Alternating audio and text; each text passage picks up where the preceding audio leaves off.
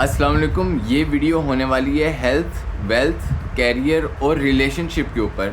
और ये पूरी सीरीज़ शुरू करने का मकसद ये है कि हम इन 4 मेन पोर्शंस को पकड़ें और इस पे पूरी सीरीज़ चलाएं कि किस तरह हम इनको अडाप्ट कर सकते हैं। उसके अंदर law of affirmation, law of attraction, NLP और जितने भी अपनी बॉडी को सिंक्रोनाइज़ करने के प्रोग्राम्स हैं उनको हम इन वीडियोस के अंदर सीखेंगे। और ये एपिसोड्स कोई पार्ट वाइज नहीं होगा, ये अपने अंदर पूरा मकसद रखेगा, मतलब एक पूरा एपिसोड एक होल डोज होगी। तो इसको प्रॉपर शुरू करते हैं। और सबसे पहले हम समझेंगे टाइम की अहमियत को। हमने पिछले एपिसोड्स में टाइम के बारे में फ़िज़िकली उसकी फ़िज़िक्स के बारे में पढ़ा था और बाकी सारा कुछ पढ़ा था, लेकिन हमने ये नहीं पढ़ा था कि टाइम को हम स्पिरिचुअली किस तरह से मास्टर कर सकते हैं। लेकिन उससे पहले एक वाक़या कि एक बंदा, इस वाक़े के आखिर तक ना आपको पता चल जाएगा कि आपने अपने टाइम को किस तरह से मास्टर करना है और किस तरह से लोग टाइम को ज़ाया कर देते हैं और फिर बाद में पछताते हैं कि हमने ये क्या कर दिया। अब उसमें एक बुज़ुर्ग बाबा होता है, वो ना देहात के किनारे जा रहा होता है, मतलब रात अंधेरा हो चुका होता है, दरिया के किनारे जा रहा होता है। उसको ना काफ़ी बूढ़ा होता है, एक्सपीरियंस होता है, इसलिए ना उसको सारा रास्ता याद होता है। अब वो गुज़र रहा होता है ना, तो सामने ना कुछ पत्थर पड़े होते हैं, पत्थर की ना झोली सी पड़ी होती है। तो वो कपड़ा उठा लेता है जिसके अंदर पत्थर भरे होते हैं और उठा के चल पड़ता है। अब उस दौर के अंदर ना छोटे बच्चे जो होते थे ना, वो पत्थरों से खेलते होते थे, पत्थर जमा कर लेते होते थे और फिर एक कपड़े में बांध देते होते थे ताकि सुबह उठ के ना वो उन्हीं पत्थरों से ना दरिया को फेंकें। और बड़े मज़े की गेम होती थी ये। तो बाबे को भी बचपन के दिन याद आ गए, उसने वो पोटली उठा ली और चल पड़ा आगे। अब वहाँ पे जाके ना थक गया तो बैठ गया वहाँ पे दरिया के किनारे एक पत्थर के, बड़े पत्थर के पास। अब उसने खोला, वो पोटली खोली और एक पत्थर उठाया और फेंक दिया। उसको काफ़ी मज़ा आया, उसको बचपन के दिन याद है। उसने कहा कि मैं अपनी ज़िंदगी, इतने अच्छे दिन थे, कैसे मैं बूढ़ा हो गया। फिर वो एक और पत्थर उठाता और सोचता कि उस दिन मैंने ये काम किया था और पत्थर फेंकता, उसको मज़ा आता। फिर दूसरा पत्थर उठाता, कहता उस दिन मेरी शादी हुई थी, और पत्थर फेंकता। और फिर एक और उठाता, कहता वो सारा वक्त मैंने ज़ाया किया, फिर पत्थर फेंकता। यहाँ तक कि उसको इतना मज़ा आने लग गया कि टाइम गुज़रता गया और आहिस्ता आहिस्ता सुबह होने लगी। अब वो पोटली भी खाली होने लगी थी और आखिरी पत्थर बचा था। अब वो आखिरी पत्थर जैसे ही वो फेंकने लगता है, सूरज की जो किरण होती है ना, पहली किरण, वो उस पत्थर पे पड़ती है और एक चमक निकलती है उस पत्थर के अंदर से और उस बाबे की आंखों पे पड़ती है। और बाबे को पता चलता है कि वो पत्थर नहीं, वो सारे हीरे थे। और बारी बारी उस अंधेरे की वजह से अपनी ज़िंदगी समझ के उन पत्थरों को फेंकता गया और वो हीरे थे और उन हीरों को उसने ज़ाया कर दिया। इस स्टोरी से ये पता चलता है कि वो जो पत्थर थे ना, वो टाइम होता है। हमें पता नहीं होता कि वो टाइम असल में हीरा है हमारे लिए, और हम रील समझ के पत्थर फेंक देते हैं। एक दिन चलो कोई बात नहीं, एक और पत्थर फेंक देते हैं और फिर आखिर में बूढ़े होकर पता चलता है कि वो सारे पत्थर असल में हीरे थे। अब यहाँ से हमें ना 3 सबक मिलते हैं। सबसे पहला सबक है प्रेजेंट प्लेयर ट्रैप, जिसके अंदर होता ये कि जितना भी प्रेजेंट का प्लेयर होता है ना, कि अभी जो कुछ है ना, अभी मज़ा कर लो, उसके बाद ज़िंदगी नहीं मिलनी, ना पता आगे क्या होना है, अभी सारा मज़ा कर लो। और उसी में वो रीलें देखने लग जाते हैं, सारा कुछ करते हैं, इंस्टेंट ग्रेटिफिकेशन के पीछे भागते हैं और अपना टाइम ज़ाया कर देते हैं। और दूसरा सबक हमें यहाँ से मिलता है future thinking with delayed gratification. अब ग्रेटिफिकेशन ये होती है कि अगर मुझे मेहनत करनी है और साल बाद रिज़ल्ट मिलना है, तो मैं कहूँगा कि यार साल बाद रिज़ल्ट मिलेगा तो मतलब ठीक है, करते हैं। या फिर साल भर जिम करनी पड़ेगी तो बॉडी बनेगी, मिस कराते हैं यार। अभी मोबाइल उठाता हूँ, रीलें देखता हूँ, उसमें तो इंस्टेंट ग्रेटिफिकेशन है, अभी एक रील देखी मज़ा आएगा, दूसरी मज़ा आएगा, इस तरह से करते हैं और इस तरह वक्त ज़ाया होता जाता है। और तीसरा सबसे मेन सबक होता है टाइम पैराडॉक्स। हम जितना भी हमारा कीमती काम होता है जो हम कर सकते होते हैं, उसके लिए हमारे पास टाइम नहीं है, और फजूल चीज़ों के लिए हमारे पास टाइम है। हम किसी को कहें ना यार बुक पढ़ लो, तो वो कहते हैं यार बड़ा बिज़ी इंसान हूँ मैं, बड़ा मुश्किल से मुझे टाइम मिलता है, तो मैं बुक नहीं पढ़ सकता, टाइम नहीं इतना। लेकिन फिर वो थोड़ी देर बाद मोबाइल उठाता है और रीलें देखने लग जाता है, उसके लिए तब टाइम ज़ाया नहीं होता। और ये सारी चीज़ें कुल मिला के हमारी स्पिरिचुअल अवेकनिंग को अफेक्ट कर रही होती हैं, क्योंकि हमने असल चीज़ जो टाइम है हमारे पास, जिसके ऊपर हम फ्लो कर रहे हैं स्पायरली ऑब्वियसली, जो हम बाकी फ़िज़िक्स वाली वीडियो में पढ़ेंगे, उसको हम ज़ाया कर देते हैं।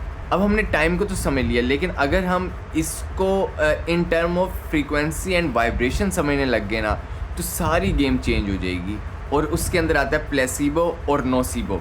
अब इसमें होता ये है कि काफ़ी सारी चीज़ें ऐसी होती हैं जो हम खाते हैं और उससे का कोई असर होता है। फॉर एग्ज़ाम्पल, हाँ, हमने कुछ लोग देखे होते हैं कि प्लेसिबो का मतलब होता है मीठी गोली। बहुत आसान अल्फाज में, मीठी गोली मतलब हम में से कुछ लोग ऐसे हैं जो कहते हैं यार अगर कोई बीमार हो जाए ना, खुदा ना खास्ता, तो वो कहते हैं यार उस डॉक्टर के पास जाना है, उसके हाथ में शिफा है, उसने भी वही पैनाडोल लिख के देनी है, बाकी डॉक्टरों में वही दवाई देनी है। लेकिन दिमाग में एक कॉन्सेप्शन बन गया है कि यार वो जो बंदा है ना, वो सही दवाई देगा, या फिर वो जो भी देगा ना, उसके हाथ में शिफा है, बंदा सही हो ही जाएगा। और इस वजह से वहाँ पे रश लगा होता है और ये बन जाता है प्लेसिबो। मतलब कुछ भी अगर आप फर्म बिलीव सोच लेते हो कि ऐसा ही होगा, तो वो चीज़ वैसे ही होने लग जाती है। और इसी का ऑपोजिट होता है नोसिबो। अगर पॉजिटिव थिंकिंग से काम सही हो सकता है, तो नेगेटिव थिंकिंग से काम ख़राब भी हो सकता है। और यही मसला बन रहा है हर जगह, हर बंदे की ज़िंदगी में, जो कहता है कि यार अभी हम किसी भी जेन ज़ी या जेन अल्फ़ा के बंदे से पूछ लें तो 95 से ज़्यादा % लोग कहेंगे हमारी ज़िंदगी में बहुत मसले हैं, बहुत टेंशन में रहता हूँ, डिप्रेशन, एंजाइटी, ज़िंदगी का कोई मकसद नहीं है, बस ज़िंदगी ख़त्म कर लूँ, कोई फ़ायदा नहीं है। मतलब मैंने इतना सुना है और उसका पीछे इसके मकसद क्या होता है और पीछे इसके वजह क्या होती है, कोई ख़ास वजह नहीं होती। बस हमने अपने टाइम की और अपनी नेमतों की वैल्यू करना छोड़ दी है, उनको रियलाइज़ करना छोड़ दिया, उनको ऑब्ज़र्व करना छोड़ दिया है। अब आपको एक रियल वाक़या सुनाता हूँ, आपको मज़ा आ जाएगा। एक ना शख्स था, उसको ना बहुत ही जानलेवा बीमारी होगी, कैंसर हो गया, और वो डॉक्टर के पास गया और उसने डॉक्टर ने कहा भाई तुम्हारे पास 3 महीने बचे हैं। तो वो कहता बस 3 महीने बचे हैं, इससे ज़्यादा तो नहीं है। डॉक्टर कहता नहीं, 3 से ज़्यादा तो नहीं बचे हुए। तो वो कहता है चलो ठीक है। दवाई तो मैं नहीं खाने लगा, मैं ना क्रूज़ ट्रिप पे निकल जाता हूँ। तब ना क्रूज़ शिप होता था, उस पर ना ट्रिप जाता था 6-6 महीने का। तो वो कहता है मैं चला जाऊँगा और अपना साथ अपनी जो कब्र वगैरह जो भी होता है वो साथ ले गया कि भाई अगर मैं हैप्पी बर्थडे वहाँ पे हो जाए तो वहीं पे मुझे करके ना साइड पे कर देना। तो वो चला जाता है ट्रिप पे, वहाँ पे वो पार्टी करता है, इंजॉय करता है, नेचर में बैठता है, मज़े करता है, मतलब ठंडी हवा सारा इंजॉय करता है और उसको पता भी नहीं चलता। 4-5 महीने गुजर जाते हैं और वो ठीक रहता है, उसकी हैप्पी बर्थडे नहीं आती। अब 6 महीने बाद ट्रिप के बाद जब वो वापस आता है डॉक्टर के पास, कहता है भाई तुमने तो कहा था 3 महीने बाद मैं मर जाऊँगा, लेकिन अब तो 6 महीने हो गए हैं। डॉक्टर उसको चेक करता है और कहता है तुम्हारा कैंसर ख़त्म हो चुका है। अब ये कैसे हो गया? अब ये प्लेसिबो था, ठीक है मान लेते हैं, लेकिन इतना स्ट्रॉन्ग प्लेसिबो कैसे था? हमें साइंस के अंदर ये पता चल चुका है कि हमारी बॉडी हर वक्त नए सेल बना रही है। अब यहाँ से खुद सोचने वाली बात ये है कि अगर हमें पता है कि हर मिनट नए सेल बन रहे हैं, तो नया सेल तो हेल्दी है ना। हेल्दी सेल को तो नहीं पता कि मैंने बीमार होना है, या फिर हेल्दी सेल को तो नहीं पता कि जहाँ मैं बन रहा हूँ वहाँ पे बीमारी है। मतलब हेल्दी सेल कैसे बीमार हो सकता है? एक बंदे को बुखार है, उसका हेल्दी सेल आ रहा है, वो तो हेल्दी है ना, वो कैसे बीमार हो सकता है? उसको हम अपने इंटेंसिटी से, अपनी फीलिंग से बीमार करते हैं। और क्योंकि वो क्रूज़ ट्रिप पे गया हुआ, एंजॉय किया, वो भूल गया कि उसको क्या मसला था। नए सेल आए, झिंगा लाला हु हो रही थी, उन्होंने कहा भाई ठीक है सब कुछ ऑल इज़ वेल है। तो नए सेल को पता ही नहीं चला कि उसने कैंसर डेवलप करना है, और इस तरह से इतना स्ट्रॉन्ग प्लेसिबो जनरेट हुआ और उसने अपना 3-4 महीने के अंदर अपने कैंसर को हील कर लिया। अब इसमें ना थोड़ा सा एक्स्ट्रा मैं बता देता हूँ। हमारी बॉडी के अंदर ना सेल डिवीज़न हो रही होती है, हर सेल पड़ा होता है और आहिस्ता आहिस्ता ना वो डबल हो जाता है, फिर वो जो डबल होता है ना वो भी डबल हो जाता है। इस तरह से सेल डिवाइड हो रहे होते हैं, और हर डिवीज़न के साथ हमारे सेल के अंदर जो DNA होता है उसके अंदर टीलोमर होते हैं। जो टीलोमर होते हैं ना, उनका ना सबसे जो छोटा पार्टिकल होता है वो ना मतलब समझ लो कि घिस जाता है। एक सेल, उसके अंदर टीलोमेयर है। अब वो डिवाइड हुआ तो 2 टीलोमेयर हो गए, लेकिन वो थोड़े थोड़े ना छोटे होंगे। फिर वो जो नया सेल बना था वो 2 हिस्से में होगा, तो टीलोमेयर डिवाइड होंगे, साथ में मज़ीद छोटे छोटे हो जाएंगे। इस तरह टीलोमेयर ना Aahista Aahista through out the life छोटा होता जाता है, और इस वजह से एजिंग होती है।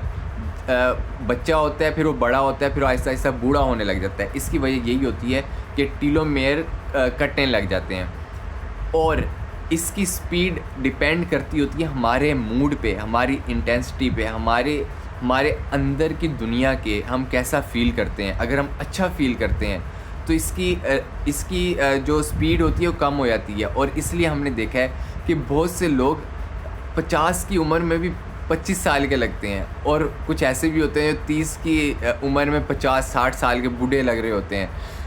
उनकी सारी इंटेंसिटी यहाँ पे होती है कि वो क्या फ़ील करते हैं, क्या सोचते हैं।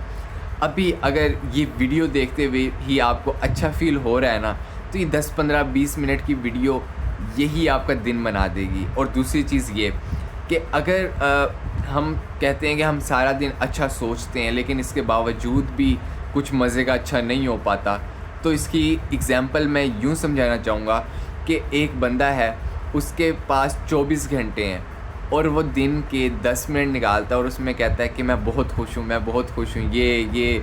और बाकी के 23 घंटे और 50 मिनट वो सोचता है मेरी ज़िंदगी में यही होता है, टायर भी आज पंक्चर हो गया, आज लेक्चर भी लेट पहुँचा, मैं टीचर ने बाहर खड़ा कर दिया। 23 घंटे ये काम हो रहा है, और 10 मिनट अगर वो कहता है कि मैं खुश हूँ, मेरी इंटेंसिटी अच्छी है, तो कोई फ़ायदा नहीं होगा इसका। अपने इंटेंसिटी को फ़ील करना है, उसको अपनी बॉडी का हिस्सा बनाना है, और जब तक वो बॉडी का हिस्सा नहीं बनेगी तब तक उसका असर रियल लाइफ में शो नहीं होगा। ओके, अब इस नेचर को, इस टेम्परामेंट को अपना बिहेवियर बनाने के 2 अच्छे तरीके हैं। पहला होता है ब्रीदिंग, जो मैंने पहले बहुत दफ़ा बताया है, और दूसरा होता है ग्रैटिट्यूड। अभी आपने ये 2 चीज़ें लेके जानी है इस वीडियो में अपने साथ, और ब्रीथिंग अच्छी करनी है, अच्छा फ़ील करना है, और उसके बाद ग्रैटिट्यूड। हर वक्त शुक्र अदा करना है, अल्लाह ताला का हर वक्त शुक्र अदा करना है कि हमें ऐसी इतनी सारी नेमतें दी हैं कि हम सोच भी नहीं सकते। एक बंदे को थोड़ी देर के लिए कब्ज़ हो जाए या डायरिया हो जाए ना, उसको पता चल जाता है कि क्या नेमत है। हम हर वक्त सांस ले रहे हैं, हम हर वक्त शुक्र कर सकते हैं, और फिर भी शुक्र का हक़ अदा नहीं होगा। अगर हम यही करते रहे ना, तो हम सेटिस्फेक्शन के जज्बे के अंदर आएंगे, लव की फ्रीक्वेंसी हमारी बढ़ जाएगी, और ये सारी चीज़ें आहिस्ता आहिस्ता हमें हील करने लग जाएंगी। नेक्स्ट पार्ट जो इसका नेक्स्ट एपिसोड है, ये 1-2 दिन में ही आ जाएगा, आपने फ़िक्र नहीं करनी। ये इसी का पार्ट 2 मैं अगली वीडियो में बनाऊँगा। ठीक है, अभी के लिए इतना ही, अगले पार्ट में मिलते हैं। अल्लाह हाफिज़।